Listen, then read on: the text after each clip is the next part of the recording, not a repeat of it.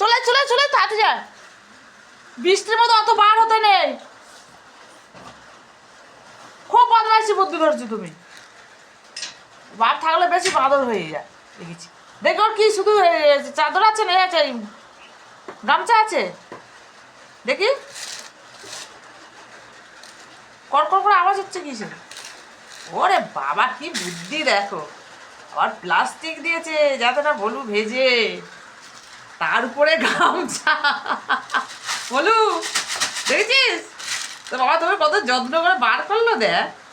হ্যাঁ, ওরে বাবা, যাক গা ভেজেনি, খুব ভালো হয়েছে, এমনি লোম উঠে যাচ্ছে। বলু রেনকোট, গামছা রেনকোট,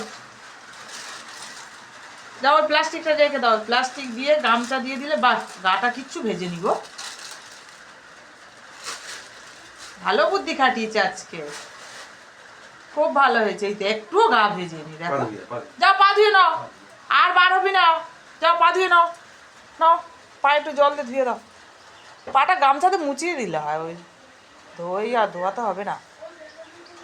চলে আয়, কাদা লেগেছে তাহলে পা ধুতে হবে, পা ধুয়ে এবার ঘরে ঢুকে যাও, আর বার হবে না।